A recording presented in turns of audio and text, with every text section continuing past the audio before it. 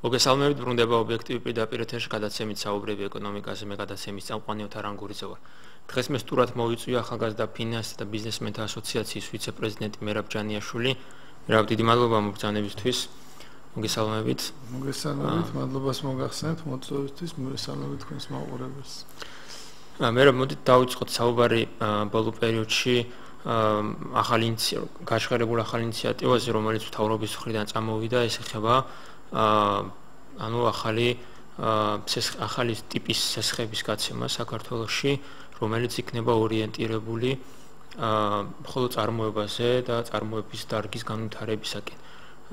ეს არც შეიძლება ითქვას, არც პატარა მოცულობის თანხებია და არც დიდი თანხებია. საშუალო ტიპის თანხებია, ეს 2 მილიონ დოლარის ფარგლებშია, თუმცა აქვე ისიც არის აღნიშნული, რომ შეუძლია ადამიანს უფრო მეტიც მოითხოვოს, მაგრამ მთავრობა მხოლოდ ამ 2 მილიონში იქნება თანამონაწილე სესხის ფარგლებში. თქვენ როგორ აფასებთ ამ პროექტს, ამ ინიციატივას ხელისუფლებისა და რამდენად იქნება წარმატების მომტანი?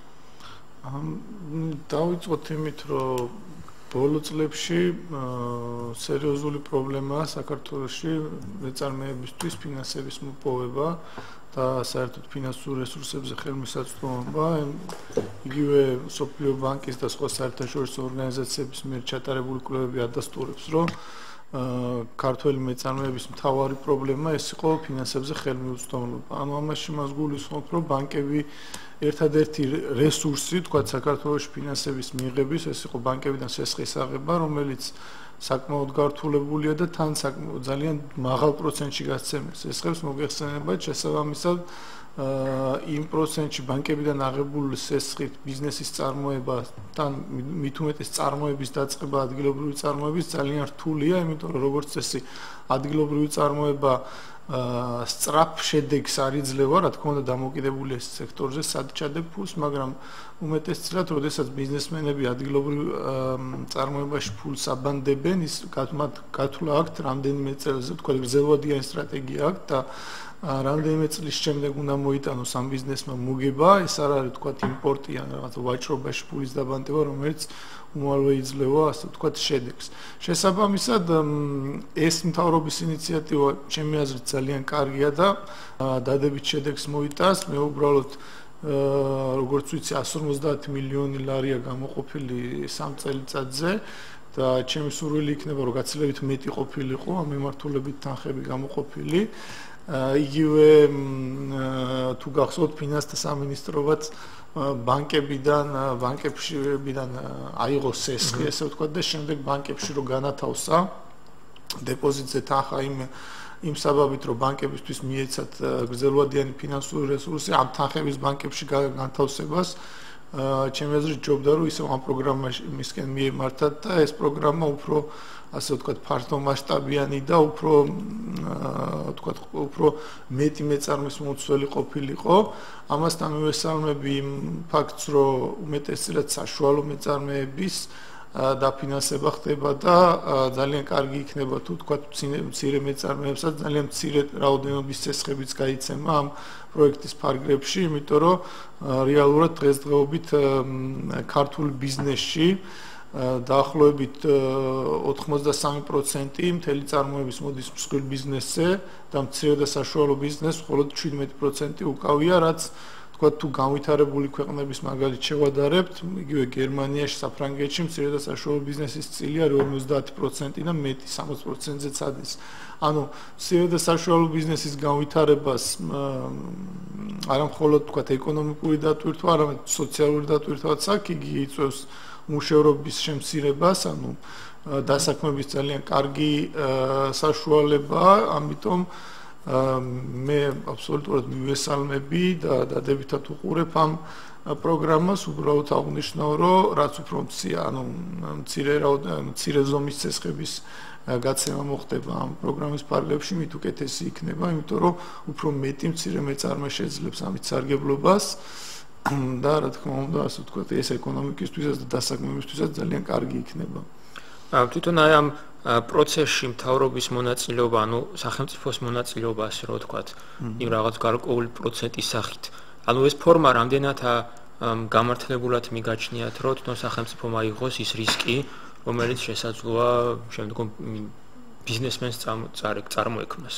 იცით რა არის, თქვათ, ლიბერალური ეკონომიკური პრინციპებიდან გამომდინარე, სახელმწიფო არ უნდა ერეოდეს, თქვათ, საბაზრო ეკონომიკაში მიმდინარე პროცესებში და თქვათ, არ უნდა ხდებოდეს მის მიერ გარკვეული, თქვათ, თუნდაც ცესხის საპროცენტო განაკვეთის დიდი ნაწილის დაფინანსება და ასე შემდეგ, მაგრამ თუ გადავხედავთ, ასე ვთქვათ, ყველაზე ლიბერალურ ქვეყნებსაც კი, ეკონომიკურად ლიბერალურ ქვეყნებსაც კი, მსოფლიოში ყველა მათგანს აქვს მცირე და საშუალო ბიზნესის ხელშეწყობის სააგენტოები, პროგრამები, იგივე ამერიკის შეერთებული შტატები რო ავიღოთ, ათეულობით მილიარდი დოლარი იხარჯება ყოველწლიურად მცირე და საშუალო ბიზნესის ხელშეწყობად და უნდა აღინიშნოს, რომ არა მხოლოდ თქვათ იქ ხდება საპროცენტო განაკვეთის, ასე ვთქვათ, დაფინანსება სახელმწიფოს მიერ, არამედ გარანტორადაც უდგება სახელმწიფო, რომ თუ ვერ გადაიხდის ეს მეწარმე ამ სესხს, ხო, შემდეგ თუ არ ვწდები ზოგ ქვეყანაში არის, რომ 70% სახელმწიფო ფარავს, ზოგ ქვეყანაში არის, რომ მთლიანად 100% სახელმწიფო იღებს თავის თავზე. იგივე სინგაპური და ჰონკონგიც რომ ავიღოთ, სადაც ასე ვთქვათ, ძალიან პოპულარული იყო გასული ხელისუფლების დროს ეს ქვეყნები, როგორც ვთქვათ, ლიბერალიზმის ერთ-ერთი ლიბერალიზმის ყველაზე წარმატებული ქვეყნები ლიბერალური ეკონომიკის თვალსაზრისით, მათაც კი აქვს მცირე და საშუალო ბიზნესის ხელშეწყობის პროგრამები და იქაც კი სახელმწიფო, ასე ვთქვათ, ერევა ამ სფეროში და გარკვეულწილად სოციალისტურ ნაბიჯებს დგავს, როგორიც არის, ვთქვათ, სესხებზე ხელმისაწვდომის გაზრდა, იგივე, ვთქვათ, პროცენტის დაფინანსება, ბანკთან გარანტორად დადგომა და ასე შემდეგ. ანუ დღევანდელი საბანკო სისტემიდან გამომდინარე, თუ სახელმწიფო არ ჩაერია ამ მდგომარეობაში, მაშინ წარმოუდგენელი იქნება ჩვენი ეკონომიკის განვითარება სამწუხაროდ, იმიტომ რომ საბანკო სექტორი ფაქტობრივად დაივიწყა ეკონომიკის განვითარებას და ასე ვთქვათ, ეკონომიკის დაფინანსება, რომ მისი მთავარი ფუნქციაა და იგი უფრო გადასულია არაპროფილური ბიზნესების შექმნით, ან შეძენით და მათი განვითარებით და თუ დააკვირდებით, ბოლო პერიოდში ძალიან იმატა ბანკების მიერ არაპროფილური ბიზნესების ფლობამ. და საინტერესო ტენდენციაა, რომ ბოლო 3 წელიწადში საბანკო სექტორის აქტივები უფრო მეტად იზრდება, ვიდრე საქართველოს ეკონომიკა ზოგადად. ანუ საბანკო სექტორი უნდა იყოს ქვეყნის ეკონომიკის ლოკომოტივი, ანუ მისი განვითარება და ზრდა უნდა ხდებოდეს ეკონომიკის ზრდის ხარჯზე. ეკონომიკა იზრდება ძალიან მცირედი, 2.5 გქონდა შარშან მაგალითად, მაგრამ საბანკო სექტორის აქტივების ზრდა 10%-ზე მეტია. ანუ ეს იმას ნიშნავს, რომ საბანკო სექტორის წილი ეკონომიკაში უფრო და უფრო იზრდება და იგი იმის ხარჯზე კი არ იზრდება, რომ ეკონომიკა ვითარდება. არამედ იზრდება იმის ხარჯზე, რომ ეკონომიკაში ბიზნესებს გარკვეული პრობლემები აქვთ, ბევრი ბიზნესმენი ვეღარ იხდის სესხს და ბანკი ისაკუთრებს მის ბიზნესაც და მის აქტივებსაც, შემდეგ იგი ამ ბიზნესს, ასე ვთქვათ, თვითონ აწარმოებს, არიშორებს და აქედან გამომდინარე, როდესაც ხედავს, რომ მას საშუალება აქვს დააფინანსოს ნებისმიერი, მას საშუალება აქვს იყიდოს ნებისმიერი ბიზნესი ან ნებისმიერი სფეროში გააკეთოს კაპიტალ დაბანდება, რატომ გასცეს სესხი, ვთქვათ, ვიღაცა სხვა მცირე მეწარმეზე, რომელსაც ვთქვათ, არა აქვს იმდენი გამოცდილება ან არ ყავს ისეთი დონის სპეციალისტები, ვთქვათ, როგორც საქართველოს ბანკს აქვს ამის საშუალება, ხო? ამ ბოლო დროს საქართველოს ბანკმა საერთოდ უნივერსიტეტი გააკეთა, რომელმაც კადრები უნდა ბანკების თემაზეც გადავალ აუცილებლად ჩვენი საუბრის მიმდინარეობისას. მსმენელი ყავს ახლა ეთერში, მოგესალმოთ მას და გავაგრძელოთ შემდეგ. გისმენთ? მოგესალმებით. ძალიან კარგ თემაში ესეთ გემეწოლე. როგორც ჩვენ ქვეყანაში არაფერი თავის საქმეს არ აკეთებს, პროკურატურა თავის საქმეს არ აკეთებს, სასამართლო თავის საქმეს არ აკეთებს, ასევე ბანკი თავის საქმეს რაც ევალება, მას არ აკეთებს. გაიხსენეთ ილია ჭავჭავაძის სათავადაზნაურო ბანკის შექმნა, ბანკი გაჭირების დროს ბანკებს ქმნიდნენ და ის ბანკები სახელმწიფოს გადაარჩენდა ხოლმე, ქვეყანას გადაარჩენდა ხოლმე. გენაცვალე რისი ბიზნესის წამხადისებელია და რისი მიმცემია ბანკი, როცა სულ ხდის საკუთარ მოსახლეობას და ამ ბანკებით არის მთელი არჩევნები, ბანკები და მთავრობა გაერთიანებული სულ ხდის ჩვენს მოსახლეობას, ჩვენ ხდის სულს, ადამიანებს ხდის სულს და არავინ არ გვიცავს. რანაირად დაგვიცავთ, ბანკს ყავს ხელში ხელისუფლება ასე ჩაბღაუჭებული. და ბანკით არის და მაგათი ფულებით არსებობენ. დრო მოვა და ჩვენ ადამიანები ვისწავლით, დავირაზმებით და აი ჯერ მაშინ ხო ჩვენი ფულები შეჭამეს ესეთი ნაკონკა ფულები ბანკებმა და ხომ გადააფარა ხელი შევარდნაძემ. ახლა შევარდნაძის ხალხს ამან გადააფარა ხელი და ხალხი ვართ ვისწავლით ჭკუას და მივხედავთ ჩვენ თავს. აი მივხედავთ, არ გვიფრთხილდება ხო ხელისუფლება. მადლობთ ზარისთვის. როგორც შეწუხებულია როგორც ჩვენი მსმენელი გარკვეული ფაქტორებით. მე გავაგრძელებ ისევ ჩვენ თემას. მე რა ერთის მხრივ აი ამ უფლებამოსილების დელეგირება მთავრობის მხრიდან აი ბანკებზე ხომ არ გამოიწვევს ერთის მხრივ რისკს იმისა, რომ ბანკი ამ შემთხვევაში ნაკლები შეფასების ბიც მიუდგება ამას, ანუ იგივე ექსპერტების თვალსაზრისით, რომელიც ბანკებში არის, აკრედიტო ექსპერტები, ანუ უფრო ნაკლები ინდიკატორებით შეაფასებენ შესულ პროექტებს, იმიტომ მათ პრაქტიკულად გარანტირებული ექნებათ რისკის შემთხვევაში ის ანაზღაურება თანხის, ხო? ეს ხო არ გამოიწვევს გარკვეული სახით რაღაც რისკებს, რომელიც შეიძლება მაინც და მაინც თლად კარგი პროექტი არ დაფინანსდეს და დაფინანსდეს, თქვათ, ნაკლებ უფრო თანხმობრივად. კი, აბსოლუტურად რასაც სახით ეს ალბათ გამოიწვევს კიდევ ამას, რომ ანუ არ მოხდება ისე მკაცრად პროექტების განხილვა, როგორც ბანკები გარანტირებული ექნება საკუთარი კაპიტალის გასესხების დროს ახდენენ, მაგრამ ჩემი აზრით ეს კარგია, იმიტომ რომ თუ ასე ვთქვათ, იგივე პროცედურებით გასცემს ბანკი სესხს სახელმწიფო ფინანსებსაც, ასე ვთქვათ, თანხებსაც, როგორი პროცედურებსაც გასცემს საკუთარ თანხებს, ხო? მაშინ არანაირი აზრი არ ექნებოდა ამ პროგრამას, იმიტომ რომ რეალურად ბანკებიდან სესხის აღება ბიზნესის დასაწყებად ძალიან ძნელია. უბრალოდ სტარტაპის დაფინანსება წარმოუდგენელია, უბრალოდ არ არსებობს ასეთი სესხი ჩვენ ქვეყანაში და არ ფინანსდება სტარტაპები, ხოლო არსებული ბიზნესის განსავითარებლად სესხის აღება ბანკიდან ძალიან ძნელია, უნდა წარადგინო, თქვათ, უამრავი ასე ვთქვათ, საბუთები და ბიზნეს გეგმა და ხშირ შემთხვევაში ისეთ კრიტერიუმებს ითხოვენ, რომლის დაკმაყოფილებაც უჭირთ მეწარმეებს და ამიტომ არის, რომ მეწარმეთა უმრავლესობას ბიზნესი აქ დაწყებული არა ბიზნეს სესხებით, იგივე ვთქვათ, მცირე მეწარმეებს, არამედ მაგალითად სახლი აქვს ჩადებული ბანკში ან სხვა სახის სესხი აქვს დაღებული და შემდეგ ამით აქვს ასე ვთქვათ ბიზნესი დაწყებული. ანუ ეს იმაზე მიანიშნებს, რომ ბიზნეს სესხების გაცემა ხდება ვთქვათ არასწორად ან საქართველოში, რა თქმა უნდა, იმასაც ვეთანხმები, რომ ვთქვათ ბიზნეს განათლება არ არის მაღალ დონეზე, მაგრამ ვთქვათ ბანკმა ისიც უნდა გაითვალისწინოს, რა ქვეყანაში აკეთებს ხო ბიზნეს თუ იმას ხედავს, რომ არ არის ვთქვათ ბიზნესის განათლება იმ დონეზე, არ უნდა ხდებოდეს ესე მკაცრად, ვთქვათ, სესხის გაცემის კრიტერიუმების შეფასება. ამიტომ მე პირადად მივესალმები, რომ გარკვეულ შემთხვევაში ვთქვათ არ იქნება ისე მკაცრად განხილული პროექტები, რაც ვთქვათ ჩვეულებრივ კერძო სესხებს ახლავს თან. კიდევ ერთი მსმენელი ყავს ეთერში, გისმენთ? მოგესალმებით. მოგესალმებით. ბატონო მერაბ. გისმენთ. ჩვენ საერთოდ როგორც თქვენ ეკონომიკური პოლიტიკაში მომუშავე პიროვნებას გეკითხებით. თუ ეკონომიკა არ აქვს, საფუძველი თუ არ აქვს ქვეყანას, ის ქვეყანა არის, მიპასუხეთ და საერთოდ სახელმწიფო გვაქვს ჩვენ, მაშინ როდესაც საკრებულო ცალკე იწერს თავის ამოუკიდებლად პრემიერსა და ცალკე კორუფცია საკეთებს ცალკე, პარლამენტი ცალკე აკეთებს, მინისტრი ცალკე აკეთებს. რამის არის მეერწევებამდე მივიდეს ეს პრეზიდენტის გამოწერა. რა ვქნათ ხალხმა დათოვნა გამოვიდეს და ქუჩაში აჯახება მოვა, სკოლაში თუ რა არის სახელმწიფო არა გვაქვს თქვათ. მადლობთ ეს. კი ბატონო. ის ხელფასების თემა, რომელიც შევხები ვართ ჩვენს გადაცემაშიც და ჩვენ ამ შემთხვევაში ცოტა სხვა თემაზე ვსაუბრობთ.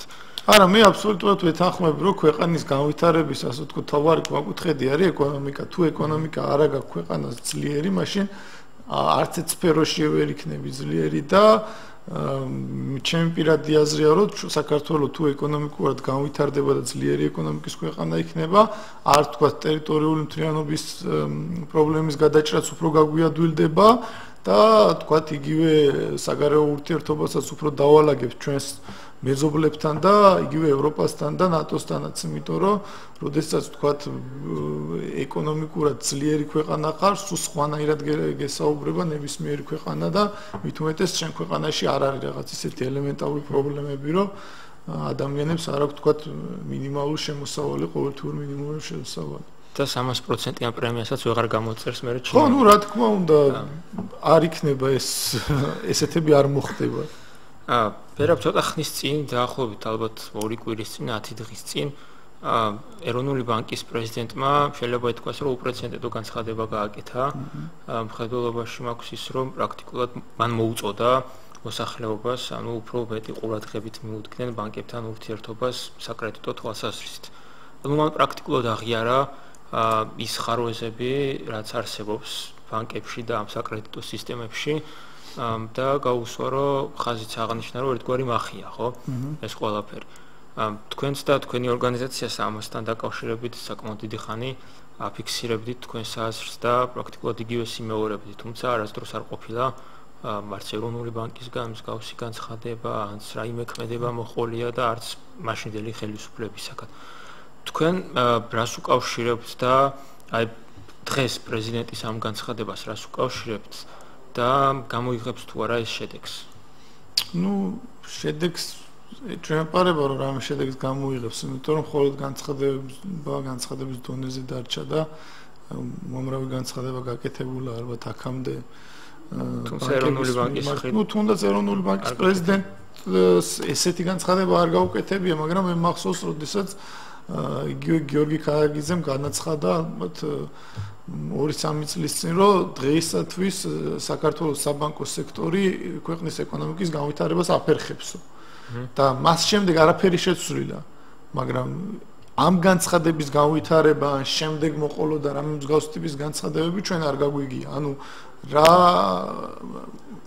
მე ვერ გამიგია, რომ მას შემდეგ შეიცვალა მდგომარეობა და ბანკები ასე ვთქვათ უკეთეს სად იქცევიან თუ საკანონმდებლო ჩარჩო შეიცვალა რამე, არაფერი არ შეცვლილა შესაბამისად ესეთი ტიპის განცხადებები ჩემი აზრით სიტუაციას ვერ შეცვლის, თუმცა კარგია რომ ეროვნული ბანკის პრეზიდენტი მიხვდა ამას როგორც იქნა, თუმცა როდესაც ის მიხვდა ამ ფაქტს უკვე ქვეყნის თქვა ეკონომიკურად აქტიური მოსახლეობის ალბათ დაახლოებით 9 მილიონი ადამიანი უკვე შავსიაშია შეყვანილი. ეს მაშინ როცა წარმოიდგენთ საქართველოში ალბათ სულ ეკონომიკურად აქტიური ადამიანი იქნება ალბათ, არ ვიცი, 1.9 მილიონი, ხო? და აქედან 9 მილიონი რო ბანკების მიერ შავსიაში შეყვანილი, ეს ნიშნავს, რომ 30-35% იმ ადამიანების, ვინც ეკონომიკა უნდა იდგეს, ან არის გადამგდები, უხეშად რო ვთქვათ, ან კიდე იმდენად ცუდი მდგომარეობა და იმდენად ცუდი პირობებში ხდება, ასე ვთქვათ, სესხების გაცემა, რომ წარმოუდგენელია, ვთქვათ, ადამიანებმა მოახდინონ ძალიან უჭირთ უბრალოდ პირნათლად დაფარვა იმ ვალდებულებების რაც მობილური თუ კავშირდება მსმენელით ხანი რო არ ვალოდინოთ გისმენთ ალო დიახ ეთერში მოგენაცვალე დიახ ძანეთ ირმაინაშვილის გადაცემა არის არა ირმაინაშვილის არ არის გისმენთ ძანეთ მაგას გაუმარჯოს უმეთქვა და მაგის ვაკოდეს გაუმარჯოს უმეთქვა გენაცვალე მომისმინე მე ვარ უკანონო პატიმარი სააკაშვილის დროს რომელსაც გამოაცალეს ყველაფერი მოხდა დაკარგულება ყველაფერი ნარკოტიკები ჩავიდეს სააკაშვილმა ჩავიდო სააკაშვილის პარტიამ ჩავიდო ნარკოტიკები მომისმინეთ წერა საჭიროა დღევანდელ წერა საჭიროა და არაფერი ვაფშე შედეგი არ აქვს მარტო რომ მათის მოწმობა მაინც დღეს ვიყავი ნარკოლოგიაში მართყურს 178 ლარი ბული იმას აღარავში ვარ უკვე რომ ის მე ჩავიდოს ნარკოტიკები რომ მაგას ვინ მოვიდა მთავრობაში მიაზიარო 28% მივიდა ხალხი 28% ხალხი მივიდა არჩევნებზე ეს რის მესიჯია შემოძლო რის მესიჯია გაიჩა ნუ ეს პრობლემა ალბათ უფრო გამახვილებს შესაბამისი უწყებების წარმომადგენლები ამ პრობლემაზე და ეს თემა რომელიც ჩვენს თემასთან არ უკავშირდება. მაინც მე რას უკავშირებ დღეს აი ამ ეროვნული ბანკის პრეზიდენტის გააქტიურებას და ამ განცხადებას საინტერესო იყო ეროვნული ბანკის პრეზიდენტის განცხადება თუნდაც იმით რომ დავიწყოთ მაგრამ მე უფრო მივესალმები იმას რომ თქვათ განცხადებები რაღაცა საკანონმდებლო ინიციატივებით ან ნორმატიული აქტებით იყოს ხოლმე გამყარებული. ანუ იცი რომ გამოდის ეროვნული ბანკის პრეზიდენტი და მოუწოდებს რომ რაღაცა მახეებია, საკრედიტო მახეებია და ყურადღებით იყავით.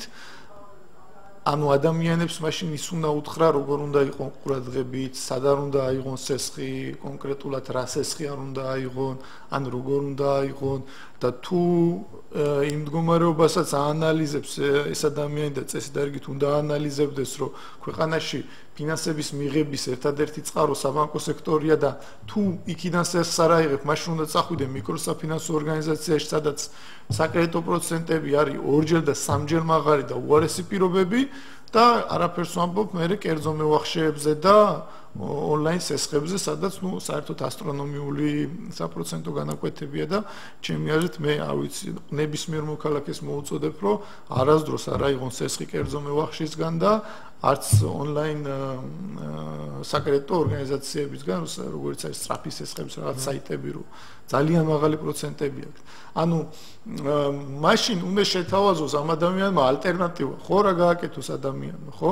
უმეტ რო ჩავხედოთ ახლა ბევრი სესხების, რა თქმა უნდა, იქ სესხების მიზნობრიობაში ყველგან არ ეწერება ის რეალურად რისთვის აიღეს, მაგრამ ადამიანს არ ვიცი, თქვა დაჭირდა ოპერაცია და ფული არ აქვს და უნდა აიღოს სესხი, ხო? სხვა გამოსავალი რო არ აქვს, იღებს, ხო? მიდის ამ მახეში, თუნდაც რომ ციცოდეს რომ მახია, მაინც მიდის გააზრებულად და იღებს, ხო? თავს ყოფს ამ მახეში, ხო? გამომდი მე ძალიან კარგად ვიცი რომ საკრედიტო ბარათები და ბევრი ვთქვათ სესხი ძალიან ცუდი პირობებით გაიცა, მაგრამ გამოსავალი რო არ მაქვს, მეც ვიღებ ხოლმე ამ სესხებს და მიუხედავად იმისა, რომ ხელშეკრულებებს საკმაოდ კარგად ვცნობ ბანკებისას და ბევრჯერ მიდავიაკიდევაც, ვთქვათ, მოლარე ოპერატორთან, რომ ხელშეკრულებიდან ეს რაღაც მუხლი ამომიღეთ, ხო? ну აზრი არა აქვს ამას, უბრალოდ წარმოუდგენელია, ვერ მიაღწევ ვერაფერს, იმიტომ რომ მოლარე ოპერატორი გეუბნება, რომ თუ ეს კრედიტ ოფიცერი, რომ მე რა შუაში ვარ, ასე ვთქვათ, ეს შედგენილია ბანკის იურისტების მიერ და მე არანაირ უფლება არ მაქვს, რომ ვთქვათ, ეს ამოვიღო, ხო? და თუ არ გინდა წახვალ და სხვა ბანკში ზუსტად იგივე სიტუაციაა და ხელშეკრულებაში ყველა ბანკს აქვს ესეთი მუხლები, რომ ბანკს ნებისმიერ დროს შეუძლია გაგიზარდოს საპროცენტო განაკვეთის სესხზე, ან მოგთხოვოს სესხის ვადაზე ადრე დაბრუნება. და ხშირად ბანკები ამას იყენებენ. 2008 წლის ომის მერე ძალიან ბევრი ფაქტი იყო, რომ ბანკებმა ვთქვათ მოსახლეობას მოთხოვეს, რომ აი დავიბრუნეთ სესხები. ვთქვათ ვიღაცას ჰქონდა 2 წლიანი სესხი აღებული და 3 თვეში მოთხოვეს უკან დაბრუნება. და ეხლაც ბევრი ფაქტი ვთქვათ ამ ბოლოსაც ბევრი ფაქტი გამომჟღავნდა, როდესაც ბიზნესმენებს ვთქვათ რაღაცა 5 წლიან სესხებს 1 წელში დაბრუნებას თხოვდნენ, ხო? ანუ აქედან გამომდინარე ის, რომ მხოლოდ სიტყვიერი მოწოდება ჩემი აზრით შედეგს ვერ გამოიღებს სამწუხაროდ და ბანკებიც ამას ყურადღებას არ მიაქცევენ და თან საინტერესოა, რომ ბანკებთან ქონდა ამ საკითხზე შეხვედრა. მაშინ ბანკებთან თუ შეხვდა თქვა ამ საკითხზე რაღაც ძალიან მკაცრად უნდა ეთქვა მათთვის, რომ აი რას აკეთებთ და თუ ასე გააგრძელებთ რაღაცა მკაც ნაბიჯებს გადავდგავ მეც და რაღაცა შეზღუდვებს შემოვიღებ ან რამე. ხო, არა, არაფერი, უბრალოდ შეხვდა იმ ადამიანებს და იმათ ეკითხებოდა რა პრობლემებია იმაში, რა ქვია. რა პრობლემები აქვს სესხებლებს, ეკითხებოდა გამსესხებლებს. და თუ აინტერესებს რა პრობლემებია, ჩემი აზრით უფრო ამ სესხის ამღებ თქვა ფიზიკურ და იურიდიულ პირებს უნდა შეხვდეს და შემდეგ ამისათვის გარკვეული ჩემი აზრით საკანონმდებლო ცვლილებებიც არის საჭირო და მაინც რა ნაბიჯები უნდა გადაიდგას. აუცილებლად აღნიშნავ, რომ იგივე თქვა გეტყვით ახლა ქართულ ოცნებასაც ჰქონდა თავის წინასაარჩევნო პროგრამაში, რომ ხელისუფლებაში მოსვლის პირობებში აპირებდნენ მომხმარებელთა უფლებების, ანუ დაცვისათვის გარკვეული ნაბიჯების გადადგმას იგივე საკანონმდებლო ცვლილებებს საბანკო კანონმდებლობაში, მაგრამ სამწუხაროდ ეს არ განხორციელდა. აი თუნდაც ის, რომ თქვათ ბანკს აქვს ნებისმიერი ყველაფრის უფლება და თქვა მომხმარებელი საერთოდ უფლებოდ არის დარჩენილი, ჩემი აზრით ეს ანუ იგივე საბანკო რეგულაციებით და საკანონმდებლო ინიციატივებით უნდა საკანონმდებლო ცვლილებებით უნდა მოგვარდეს ის რომ თქვა აწერინებენ ბანკები გარკვეულწილად აიძულებენ მომხმარებელს რომ ხელი მოაწერონ ხელშეკრულებას რომელთაც ისინი უფლებოდ რჩებიან ამის მერე ესეც გარკვეული ცვლილებებით უნდა მოხდეს. ანუ ეს თუ არ მოხდა ამ საკითხების ზემოდან დარეგულირება იგივე ეროვნული ბანკისა პარლამენტის მიერ, ხო, მოსახლეობა აქ ვერ იპოვის სამართალს, იმიტომ რომ ყველა ბანკი ერთი პრინციპით მოქმედებს. ჩემი აზრით, თუნდაც ისიც გასარკვევია, რატო აქვს ყველა ბანკს თქვა ერთი და იგივე პოლიტიკა, რატო არის ყველა ბანკის ხელშეკრულება ერთი და იგივენაირად დაწერილი, რატომ ხდება სესხებზე საპროცენტო განაკვეთის კლება ან ზრდა ყველა ბანკის მიერ ერთდროულად, ანუ ძალიან სერიოზულ ეჭვებს იწვევს და ძალიან მიკვირს მე რომ არც ერთი ვთქვათ ეროვნული ბანკის პრეზიდენტი ბოლო 10 წლის მანძილზე ვინც იყვნენ არ დაინტერესდნენ იმით რატო ხდებოდა ეს პროცესები ეს ხო მე მახსოვს შარშან ივნისში როდესაც შემცირდა სესხზე პროცენტები 2 დაახლოებით 2% სესხებზე ყველა ბანკში ერთდროულად მოხდა და ამავე პერიოდში მოხდა დეპოზიტებზე საპროცენტო განაკვეთების შემცირება 4-5%-ით ყველგან ერთდროულად ანუ არ ვიცი რამდენად დამთხევა იყო ეს რომ 18 ბანკი ერთ დღეს იღვიძებს და ამ ნაბიჯებს დგავს მაგრამ ფაქტია რომ სამ ბანკს აქვს ძალიან სერიოზული 75% უკავია ბაზრის დაახლოებით და ისინი კარნახობენ თამაშის წესებს თქვა თლიან საბანკო სექტორს. მსმენელი ყავს კიდევ ერთი გისმენთ? მოგესალმებით. ახლა როგისმენდი ზუსტად ჩემ თავზე გამოვცადე იგივე ანუ ესეთი სიტუაცია რომ ბანკიდან გამოტანილი მქონდა კრედიტი მე საკუთარი შვილი მომიყვა ავარიაში და არამიანცის ავადმყოფოში ჩავიტანე $36000 იძულებული ვიყო საიდან მოიტანა რა საიდან უნდა მომეტანა ამდენი ფული და მივედი ბანკში ვიხდიდი 7 წელიწადი ვიყავი კრედიტორი ბანკის თან სულ კეთილ ინდიციაა გიხდები ერთი დაგვიანება არ მქონდა და მე აუხსანე ეს სიტუაცია ბანკში რომ ასეთი სიტუაცია მაქვს და რეკონსტრუქცია ანუ მის რა ქვია ამ სესხის გადავადება მოვითხოვე კიდე რომ დროში გაეჭიმათ მეტად და მეუბნება რომ არ შეიძლება ბანკის ოფიცერმა და რატო არ შეიძლება ჯერ ერთი მიწერდა 17%-იანი იყო წლიური და გამოდიოდა ბოლოში 55%-იანზე მეტი წლიური არა სულ ყველა აბსოლუტურად ამ ბოლო დრომდე კაბალური არის ბანკების ხელშეკრულებები აბსოლუტურად და ჩვენი ეროვნული ბანკის თუ იძახის რომ შედავოთრიშვილი ფრთხილად იყავი მაშინ ალტერნატიული მიხარი საიდან მოვიტანო დაბალპროცენტიანი გრძელვადიანი საიდან მოვიტანო მაშინ ეს მაინც მიხარი რომ ფეხზე დავდგე და თუ ამას კიდევ ერთ რამეს ვიტყვი თუ თავრობა ნამდვილად არ მიიღებს და კარგი გულისხმურით არ მოეკიდება ამ საქმეს უკვე ვიკრიბებით ადამიანები ვქმნით გულს რომლებიც ველურად დავიცავთ ჩვენ უფლებებს იმიტომ რომ სახელმწიფოს არასწორი პოლიტიკის გამო არის ჩავარდნილი უმეტესობა 60-70% ამ სიტუაციაში იმიტომ რომ საქართველოში ყველა არაფერი სამუშაო არ იყო ყველა იქცა ვაჭრად და ქართველისგან ვაჭარი იშვიათად დგება. უბრალოდ ისწავლეს როგორ ხიდნენ და იყიდე გაყიდე, მაგრამ ვაჭარი ვერ ჩამოყალიბდა, ქართველი არ არის ვაჭრად დაბადებული ერი. და ამან ზუსტად ამ არასწორმა პოლიტიკამ იმან დროს ჯანდაცვაში ასეთი ფასები იყო, პრობაციონერება დროისა მთელი საქართველო იძულებული იყვნენ ბანკიდან გამოიტანათ ფული. და ნამდვილად ზუსტად ვიძახი ამას, თუ არ მიმართავს სახელმწიფო კონკრეტულ ზომებს, ძელურად მოხდება სამართლის აღდგენა. ძალიან დიდი მადლობა ყურადღებით. მადლობთ. ძალიან ცუდია რომ ასეთი ფაქტები საქართველოში ძალიან ბევრია. და მე დარწმუნებული რომ მსგავსი ფაქტები. მე რასაც ვიზახდი ასე ვთქვა ზოგადად აი ამ ქალბატონმა კონკრეტულად ფაქტიზმ მოყვა საკუთარ ცხოვრებიდან რაც ამ პირადად აქ გამოცდილი რა. ანუ სამწუხაროდ ალბათ ახლა არ არის თქვა იმის დრო რომ დეტალურად გავიხილოთ რა სახის ხელშეკრულებებს უფორმებენ ბანკები მოსახლეობას, მაგრამ ამდენი ფაქტს გეტყვით მაგალითად ბანკი გაწერინებს ხელშეკრულებაზე ხელს რომელშიც წერია რომ თუ წარმოიშვა რაიმე დავა, ხო? მას შეუძლია წაგიყვანოს მას იგი ირჩევს კერძო არბიტრაჟს შენგან დაუკითხავად და ძალიან ასე ვთქვათ კარგად არის ცნობილი თბილისში რომ ბანკებს ხავთ თავისი კერძო არბიტრაჟები მოდი ეს რბილად რო ვთქვათ რომელთანაც დავების შემთხვევაში პირდაპირ მათი რჩევენ ამ კერძო არბიტრაჟი რას ნიშნავს ხო თავისი არცით რომ სასამართლო სადაც თქვათ ორივე მხარე თანახმაა რომ ჩვენი რაღაცა კონფლიქტი განეხილოს ამ მოსამართლე და აქ ბანკი გიწერს რომ მე ვირჩევ კერძო არბიტრაჟს და შენ არც გეკითხები და შესაბამისად მიდის თავის არბიტრაჟთან და ის უწყვიტავს როგორც უნდა და ეს ადამიანი მერე იძულებულია უნდა წავიდეს რა ვიცი სასამართლოში იჩივლოს და სასამართლოში ჩივილის პერიოდი ვადა და საერთოდ პროცედურები ხო ყველას მოეხსენება იმდენ ხანს იწელება და ისეთ თანხებთან არის დაკავშირებული ხშირად არ უღირთ მოსახლეობას მაგრამ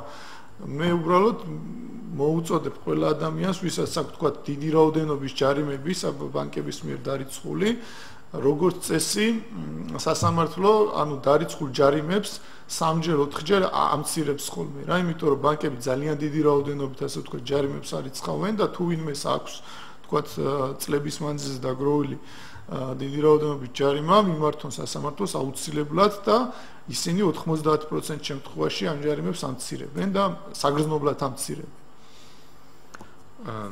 აი ამ თვალსაზრისით დღეს თუ აქვს რაიმე საკანონმდებლო ან სხვა რაიმის ბერკეტი ეროვნულ ბანკს იმისთვის რომ დაარეგულიროს ქვეყანაში ეს პრობლემა თუ ჭირდება რაიმე დამატებითი რეგულაცია ეროვნულ ბანკს ყველანაირი ბერკეტი გააჩნია ამისათვის და რა ვიცი პარლამენტის მცირე დახმარებით ალბათ ყველაფერის მოგვარება შეიძლება მე უბრალოდ მახსოვს ფაქტები როდესაც თუნდაც თქვათ მე არ ვეთანხმები ისეთ ნაბიჯებს რომ ეროვნული ბანკი გამოვიდეს და ჩაერიოს თუნდაც სესხების გაცემის პოლიტიკაში და თქვას რომ აი რაღაცა ზედაზღვარი დააწესოს სესხების საპროცენტო განაკვეთების მაგრამ იყო ფაქტები როდესაც ეროვნულმა ბანკმა ზოგიერთ ბანკებს ქვედაზღვარი დაუწესა სესხების ანუ მათ არ მიცა რაღაცა ლიმიტზე უფრო დაბალ პროცენტად სესხის გაცემა და მიზეზი იყო ის რომ თუ ის გაცემდა ამაზე იაფად სესხებს, მაშინ სხვა ბანკები გაკვეტრდებოდნენ. და თუ საბაზრო ეკონომიკა და ესე ვთქვათ, თავისუფალი კონკურენცია, მაშინ ესეთი შეზღუდვებიც არ უნდა ხდებოდეს და თუ ვიღაცას უფრო მეტი შესაძლებლობა აქვს იმის, რომ სხვა ბანკი გააკვეტროს, გაკვეტრდეს მე რა. ის საბაზრო ეკონომიკა და თავისუფალი კონკურენცია იმას ნიშნავს, რომ ძლიერი იმარჯვებს და თქვათ სუსტი კვეტრდება, ხო და მას თუ უკეთეს პირობებს არ შეთავაზებს, ის გაკვეტრდება. და შესაბამისად, თუ ისეთი ნაბიჯების გადადგმა ხდებოდა, რომ თქვათ ქვედაზღვარის დაწესება შეიძლება, მაშინ ზედაზღვარი რატო არ უნდა წესდებოდეს, ხო, თუნდაც წესხებს. და იგივე ჩემი აზრით ძალიან სერიოზული პრობლემაა მოსახლეობის განათლების, თქვათ იგივე საბანკო სექტორთან ურთიერთობის მხრივ და ამისათვის ეროვნული ბანკი საერთოდ არაფერს არ აკეთებს და სასაცილოა რომ ბანკები გამოდიან ინიციატივებით რომ თურმე ისინი ცდილობენ ასწავლონ მოსახლეობას ბანკებთან ურთიერთობა, ხო? რატო ასწავლის ბანკი, თქვათ იმ მოდი ესე ვთქვათ, იმ დამარხულ მახეებს და დაფარულ მახეებს, რაც ხელშეკრულებაში შევს მის მოსახლეობასთან იმ სესხებებს, რომელსაც შემდეგ სესხი უნდა მისცეს, რბილად რომ ვთქვათ, აი ხეზე ასვლას რატო ასწავლის, ხო? შეიძლება ის უთხრას, რომ აი ხელშეკრულება წაიკითხე, მაგრამ ყურადღება რას უნდა მიაქციოს და ისი შეცვლა უნდა მოითხოვოს, იმას არ ასწავლის, ხო, რა თქმა უნდა. და ეს პირველ რიგში ეროვნული ბანკის პასუხისმგებლობა უნდა იყოს. იგი უნდა იყოს იმის ინიციატორი, რომ მოსახლეობა იყოს მაქსიმალურად გაცვლის-ცნობიერი და განათლებული ამ მხრივ და არ უშვებდეს, თქვათ, იმ უმარტივეს შეცდომებს ხშირ შემთხვევაში, რაც შემდეგ, რა ვიცი, ძალიან ფატალურად თავდება ხოლმე და ზოგიერთები რაღაცა საკრედიტო ბარათის გამო შემდეგ მანქანებს კარგავენ და ქონებას კარგავენ. ანუ არ არის მოსახლეობა, ვთქვათ, კარგად გაცვლის-ცნობიერებული და განათლებული, როგორ იურთიერთოს ბანკთან და ამას ძალიან კარგად იყენებდნენ დღემდე ბანკები და ალბათ კიდე გამოიყენებენ დიდი ხნის მანძილზე. მსმენელი ყავს კიდევ ეთერში, გისმენთ? თქვენი ჭირიმე, ოღონდ მოსახლეობას მოდააბრალეთ იმას, რომ გაუნათლებელია და რაღაც არის.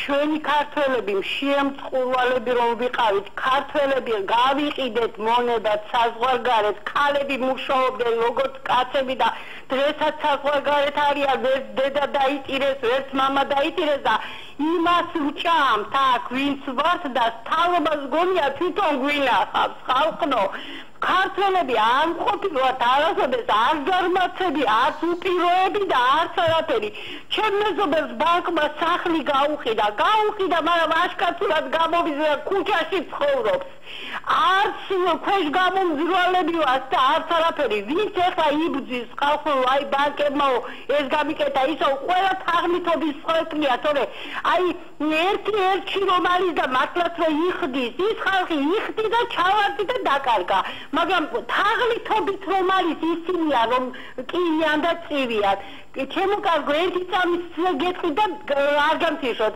ქართული ხალხური ზღაპარი ხომ გახსოვთ ორი რო წავიდა და მჭადიები ერთმა შეუჭამა მეორეს მჭადი და თვალები ამოითხარეო და ამოაცხრები და ორივე თვალები ბოროტმა აი მაგას გავს ჩვენი ბანკები ჩემო კარგო ბოდიში კარგით მადლობა მე ის არ მithქვა ქართული ხალხი გაუნათლებელია ზუსტად ინფორმაცია არ აქვს ამ თემასთან დაკავშირებით ვიძახდი რომ საბანკო სექტორი ასე ვთქვათ ბევრად საბანკო სექტორი და იქ მომუშავე ადამიანები უფრო კარგად არიან გაცვიცნობიერებული ვთქვათ როგორ მოატყუონ ადამიანების ესხის აღებისას აი რა არის იმაში დასამალე რომ ბანკებში ვინც მიდის სამუშაოდ ტრენინგებს ოდესაც გადიან ტრენინგებზე ასწავლიან როგორ ვთქვათ უნდა ასე ვთქვათ აღებინოს მოსახლეობა სესხი და როგორ უნდა როგორ ვთქვათ ისე აი რბილად წარმოაჩინოს ის მუხლი რომელიც საშინელებაა სესხებლისთვის ან როგორ უნდა გადაახტეს ამ მუხლს ამაზე სპეციალურ ტრენინგებს გადიან ადამიანები და იქ მომუშავე ხალხი და რა ვიცი ეს თაღლითობა თუ რა თაღლითობა უკვე ასე ვთქვათ დანაშაულია დაკანონებული მაგრამ ფაქტია რომ ესე ხდება ხო სამწუხაროდ მე რა წეღაშენ ახსენე საუბრისას რომ ვთქვათ ერთდროულად ხდება ყველა ბანკში პროცენტის შემცირება კრედიტებზე მეორე მხრივ უფრო მეტად ხდება ერთდროულად დეპოზიტებზე პროცენტების შემცირება ეს მივდივარ ჩვენ პირდაპირ მონოპოლიურ თემებთან ამ შემთხვევაში როგორ ფიქრობ ეს ბანკებს შორის მონოპოლიური ურთიერთობა თუნდაც იგივე შეიძლება კარტერული წარმოიშვას გამოძიებაში ან სხვადასხვა თემები შეიძლება იყოს განხილული და განსჯილი პროცესის დროს ასე დროს ეროვნული ბანკის კომპეტენცია უფრო უნდა იყოს ეს მათ შორის ურთიერთობების დარეგულირება თუ ცალკე ჩვენ გვაქვს უკვე კონკურენციის სააგენტო თუ კონკრეტულად ეს სააგენტო უნდა იქნეს პირდაპირ ევალება ეს ეროვნულ ბანკს ამ ბაზარზე თქვა თავისუფალი კონკურენციის ხელშეწყობა და საერთოდ არაფერ შუაშია აქ ევალება დღეს ახალი კანონმდებლობით რომელიც არსებობდა არც იმით არ ევალება და არც მანამდე არ ევალებოდა ანუ ეროვნული ბანკი არის მხოლოდ პასუხისმგებელი ამ სფეროზე და მე უბრალოდ ახლა ფაქტად გამახსენდა ძალიან კარგად მახსოვს აი ჩვენი რამდენიმე მინისტრი დავით ნარმანია მინისტრი არ არის ახლა მერობაზე იყრის კეშ დავით ნარმანია ნოდარ ხადური თემურ მურღულია და შოთა მურღულია ერთ არასამთავრობო ორგანიზაციაში იყვნენ თუ ახსოვს მოსახლეობას და ალბათ 4-5-ან შეიძლება 6 წლის წინ ძალიან საინტერესო კვლევა წარადგინეს მათ სწორედ საბანკო სფეროზე სადაც ძალიან კარგად იყო წარმოჩენილი ის ფაქტი რომ ვითომ ყველაზე კონკურენტული სფერო საქართველოში როგორ არის ასე ვთქვათ შეზღუდული კონკურენციაში და რა სერიოზული ეჭვები ჩნდებოდა ვთქვათ ამ ბაზარზე არსებული ოლიგოპოლიის და გარკვეული კარტერული შეთანხმებების და სამწუხაროდ მაშინაც არ მიაქცია ეროვნულმა ბანკმა ამას ყურადღება მათ გარდა უამრავი სხვა კვლევაც ყოფილა მიმართულებით და სამწუხაროდ არის ასე ვთქვათ ჯერ კიდე აზრი გარკვეულ ასე ვთქვათ ეროვნულ ბანკში და გარკვეულ ექსპერტებში რომ საბანკო სფერო არის ყველაზე კონკურენტული სფერო საქართველოში მე აბსოლუტურად არ ვეთანხმები ამასთან მიმაჩნია რომ ერთ-ერთი ყველაზე პრობლემატური სფეროა სადაც სერიოზული პრობლემებია კონკურენციის და ხშირ შემთხვევაში ეს კონკურენციის პრობლემები ზოგჯერ არის თქვა სახელმწიფოს მიერ რაღაცა ლიცენზიების მიცემით იგივე თქვა ლიბერტი ბანკი რო ყავს მხოლოდ მონოპოლისტი იგივე პენსიების გაცემაზე და ასე შემდეგ. ანუ გარკვეულწილად ზოგჯერ სახელმწიფომ შეუქმნა მათ ეს ძალაუფლება, საბაზრო ძალაუფლება და როგორ შემთხვევაში ეს მოიპოვეს, ასე ვთქვათ, ბაზარზე კონკურენციის შექმნა. სარი გვაქვს კიდევ ეთერში, გისმენთ? მოგესალმებით. მოგესალმებით. ასეთი შეკითხვა მაქვს. საქართველოს ბანკში მუშაობდა ბარნოზე, ანუ აბაშიძეზე, სერგი ჟღენტი, ჩემი კრედიტ ოფიცერი იყო და მშენებლობის გამო, სახლის მშენებლობის გამო ბანკიდან მქონდა ვალი აღებული. და ნუ მოკლედ ისე მოხდა, რომ ამ ადამიანმა გაიგო, რომ ის კალასმა გადაგვაგდო მშენებლები, ნუ ძალიან ცუდი რაღაცები დაწვიალდა, როგორც ხდებოდა. და ბანკი და ისა კალასი შეეკრა ერთმანეთს და მე როცა მოთხოვე ანგარიში, ანუ არც ზის მაფარინე და თვითონ ინაწილებდნენ ფულს. და ამ დროს ინგლისში ამ ბანკმა, საქართველოს ბანკმა რაღაცა დიდი წოდება და პრემია მიიღო. როგორც ყველაზე კარგმა ბანკმა. ანუ იცი რა ვერ გავიგე.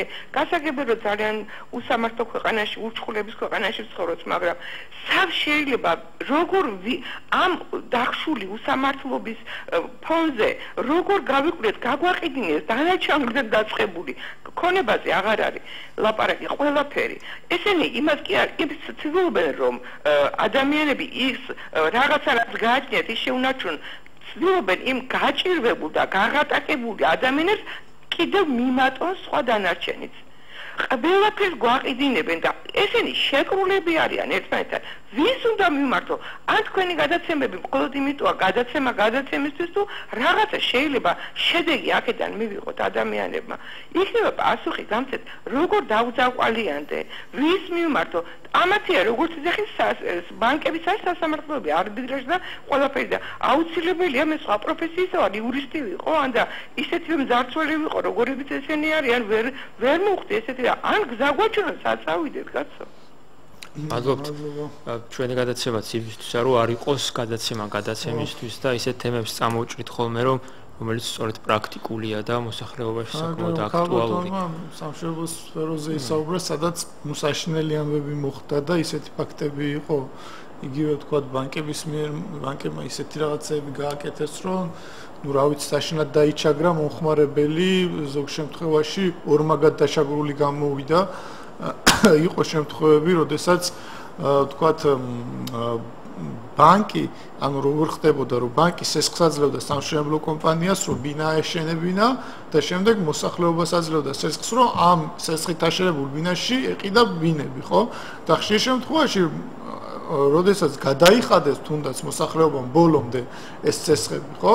და კომპანიას არ ქონდა სესხი გადახდილი, მაინც არ უხსნიდა იპოთეკას ამ იმაზე შენობაზე და მოსახლეობას ეუბნებოდა, რომ იცით რა არის, აი იმ კომპანია, რომელმაც შენი ბინა აშენა, იმას სესხი აქვს, ვალი აქვს და ის ვალი არ დაუფარავს და სანამ ეს ვალი არ დაიფარება, ხო, მანამ იპოთეკაში იქნება შენი ბინა ჩადებული. და ესეც შენ უნდა დაფარო და დამატებით იყო ფაქტები, რომ ზოგჯერ ან სამშენებლო კომპანიებმა, ან ბანკებმა დამატებით გადაახდენეს მოსახლეობას კვადრატულის მიხედვით თანხები, რომელიც საერთოდ არ ეკუთვნოდათ, ან, ну, რა ვიცი, ესეთი ფაქტები არის და დღეს უკვე, ასე ვთქვათ, არსებობს კომპანიები, რომლებიც სამშენებლო კომპანიები, რომლებიც მთლიანად ბანკებს ეკუთვნის და საინტერესო ისაა, რომ იგივე ვთქვათ, მაგალითად რო ავიღოთ M კვადრატი და საქართველოს ბანკის პრობლემაში არსებული სამშენებლო კომპანია, რომ მიდიხარ M კვადრატში ბინის საყიდად, საქართველოს ბანკი გაძლევს განსხვავებულად შეღავათიან პირობებში სესხს, თუმცა რო წახვიდეს სხვა ადგილზე, ვთქვათ, ბინის საყიდად, სხვა სამშენებლო კომპანიაში და იგივე საქართველოს ბანკის იპოთეკა მოითხოვა, ბევრად ძვირ პროცენტში და ბევრად მკაცრად მოგცემს სესხს. ანუ ეს კიდევ ერთი ფაქტია იმის, სადაც ეროვნულ ბანკმა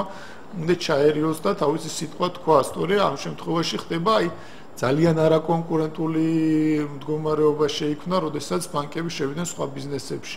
წარმოიდგინეთ, სადაზღვეო სექტორში ფაქტობრივად ბანკების არის სადაზღვეო სფეროს, რა ვიცი, 60-70%, სამშენებლო სექტორში უკვე რამდენიმე კომპანია შეიქმნა ასეთი და აღარ ვიძახი კიდე რამდენ სფეროშია წასული და რა ვიცი, ამ ქალბატონს ერთადერთი ის შემიძლია ურჩივლო, რომ სასამართლოს უნდა მიმართოს. სხვა გზა არ არსებობს იმის, რომ თქვა სამართალი იყოს აქ, რომ სხვა საშუალება არ არსებობს სამწუხაროდ. კიდევ ერთი მსმენელი ყავს, მობილური გვიკავშირდება, გისმენთ? ერთხელ მოგესალმებით, მე დავრეკე და უბრალოდ ვერ მოვიწმინე, ისევ რო ვარ დამერეკა და მიცით რა მინდა თქვა, ჩვენ იმ ქვეყნის მოქალაქეები ვართ ახლაც, რომელ ქვეყანაში ხალხს ანაბრები შეუჭამეს. ძალიან კარგად იცით, რაც მოხდა შევარდნაძის პერიოდში. რომ გამოაცხადეს პირიქით, რომ შემოიტანეთ გადი ორმაგებს და საერთოდ გაუქრეს საზანაბებზე კაბიკი არ მეუცი არავის. და იმ ქვეყნის მოქალაქეები ვარ ჩვენ ისევ, ვისი ხელისუფლები დღეს ამ ოცნებაზე ცოტა არ მაქვს პრეტენზია, მაგრამ ნაციონალები იმათი მემკვიდრეები იყვნენ და არავის არ უფიქრია იმ ხალხისთვის დაებრუნებია ის თანხა. ზუსტად ის თანხა იქნა გადამილი, იმით კომერციული ბანკები გააკეთეს და ორმაგად აზრობენ ხალხს კიდეც ხავს. და მე ნამდვილად დღესაც გრძელდება ქართლის სინგაპურიზაცია. ანუ ძირძველი მოსახლეობა, ეს არის შავი სქემა რაღაც, აკარონ საქართველოსთან როგორმე, გაკარონ საზღვარგარეთ მონებად გაყიდონ და ეს აბა წარმოიდგინეთ ბანკი, რომელიც აგრონომიულ ამის სოფლის მეურნეობის ცენტრზე დაზღვევა არ აქვს. თქვენ იმას ეხად მიიჩნევთ? ეგეთ გაუნადგურა არა სტიქი ამანდრამი არ უზღებს ბანკი დაზღვევა არ არსებობდა მის. ეს იყო მიზანმიმართული ქართველი ერის გასაკოტრებლად. ეს არის შავი რაღაც შავი სქემა არის. და ნამდვილად გაშიფრული უნდა იყოს ეს სერიოზულად. და აქ უნდა ჩაერთონ ძალიან დიდი ექსპერტები, მოსამართლეები, იურისტები და სულ ყველა ეს შავი სქემა როგორმე გაშიფრონ, რატო ხდებოდა ასე, იმიტომ რომ არც ერთი წესი კიდევაც მეორე არ იყო საქართველოში მოსახლეობის კეთილდღეობისთვის. ესენი იყვნენ თაღლითები, სულ ყველა ბანკები, რომ როგორმე გაეკოტრებიათ ქართველი ერი. და კიდევ ვიძახი, ქართველებს რისი ეშინია, როცა სახელმწიფო მოიხსნა ვალდებულება და ხალხს ანაბრებში ფული შეუჭამა, არა ბანკში. დაადგენდა თავიანთი ბებიების და ბაბუების ნაკონი და დედების მიუყარონ ბანკებს და დაუყარონ წინა ბატონო. ჩვენ თუ სახელმწიფო მერს გვიქნა ჩვენ მოქალაქეებს უფრო ნაკლები მოგვეთხოვება. ძალიან დიდი მადლობა ყურადღებისთვის. დიდი მადლობა. მიდენია ეს საბანკო სფეროთ დაზარალებული მოსახლეობა, რომ ალბათ დრო რო იყოს კიდევ ძალიან ბევრი დარეკავდა ჩვენთან. 90-იან წლების ანაბრებზე რაც ქალბატონო ახსენა, მე ჩემი ძალიან ბევრი ვილაპარაკო, იმიტომ რომ ჩვენ არასამთავრობო მომზე კვლევა გააკეთა, მაგრამ ალბათ თავის ამის დრო არა გვაქვს. ამის დრო არა, მაგაზე ჩვენ გქონდა ადრე საუბარი და კიდევ გქონდა ხოლმე საუბარი. თუ იქნება ამის საჭიროებაც და მოთხოვნილებაც ჩვენ აუცილებლად ვისაუბრებთ მაგ თემაზეც მომავალშიც. ამ შემთხვევაში როგორ ფიქრობ, აი ბანკებსა და ეროვნულ ბანკს შორის ურთიერთობაში ხელისუფლება სახელმწიფო რამდენად უნდა ჩაერიოს და რამდენად უნდა მიუთითოს იგივე ეროვნულ ბანკს, რომ ხელისუფლებაზე იძახია? საკანონმდებლოსაც და აღმასრულებელსაც. არა, საკანონმდებლო ხელისუფლება და აღმასრულებელი. ამ შემთხვევაში მათი როლი რაში მდგომარეობს, როგორ ფიქრობ, რამდენად უნდა მოსთხოვოს, თუნდაც იგივე ეროვნულ ბანკს? ძალიან მცირეა, იმიტომ რომ ეროვნული ბანკის პრეზიდენტი არის აბსოლუტურად დამოუკიდებელი პირი და თუმცა ანგარიშვალდებულია პარლამენტის წინაშე, მაგრამ მისია თქვა გათავისუფლების უფლებაც კი არ აქვს, რაც არ უნდა რაღაც სისხლის სამართლის დანაშაული თუ არ ჩაიდინა მან. თუმცა საკანონმდებლო ორგანოს შეუძლია ერთადერთი ის, რომ მან შეცვალოს რაღაცა კანონი, რომელსაც ვალდებული იქნება, რომ იგივე ეროვნული ბანკი ან საბანკო სექტორი დაემორჩილოს. ანუ მას შეუძლია ეროვნული ბანკის შესახებ კანონის შეცვლილება შეიტანოს, ან საბანკო სფეროს შესახებ კანონის შეიტანოს ცვლილება. და ამ შემთხვევაში, როდესაც ხელისუფლება მონაწილეობს პირდაპირ ამ სესხების გაცემაში, რაც ჩვენ საუბრის დასაწყისში ვისაუბრეთ, ამ შემთხვევაში ხელისუფლების კონტროლი რამდენად მიზანშეწონილია უნდა იყოს აი ამ პროცესზე, რაც იგივე სესხების გაცემის რისკის შემცირებისკენ. ანუ კი, რა თქმა უნდა, აუცილებელია კონტროლი, იმიტომ რომ არ მოხდეს რაღაცა ნაცნობობით სესხების გაცემა, მაგრამ როგორც ვიცი, ამ სესხებს ბანკები გაცემენ, ხო? შესაბამისად, ანუ არ არსებობს იმის საშიშროება, რომ თქვათ ვიღაცა ჩინოვნიკის პირდაპირ დავალებით გასცემს რომელიმე ბანკის ეს, თუმცა თუ ესეთი ფაქტი გამომჟღავნდა, თუმცა ბანკისთვის შეიძლება რისკიც არ არის, იმიტომ რომ ბანკს გარანტირებული ექნება მას იმ თანხის ანაზღაურება ხელისუფლებისგან, ხო? სახელმწიფო უდგას პრაქტიკულად გარანტად და სახელმწიფო ფარავს პროცენტის გარკვეულებას. ანუ ამ შემთხვევაში ბანკისთვის ნაკლებია ეს რისკი. კი, რა თქმა უნდა. მის დაკარგვის შემთხვევაშიც. სამწუხაროდ ჩვენი დრო ამოიწურა, მე ჩვენს სიონერს შევახსენებ, რომ ჩემი სტუმარი იყო ახალგაზრდა ფინანსთა და ბიზნესმენთა ასოციაციის ვიცე-პრეზიდენტი მერაბ ჯანიაშვილი, მე გადაცემის წამყვანი ოთარ ანგურიძე ვარ. კარგად ბრძანდებოდეთ.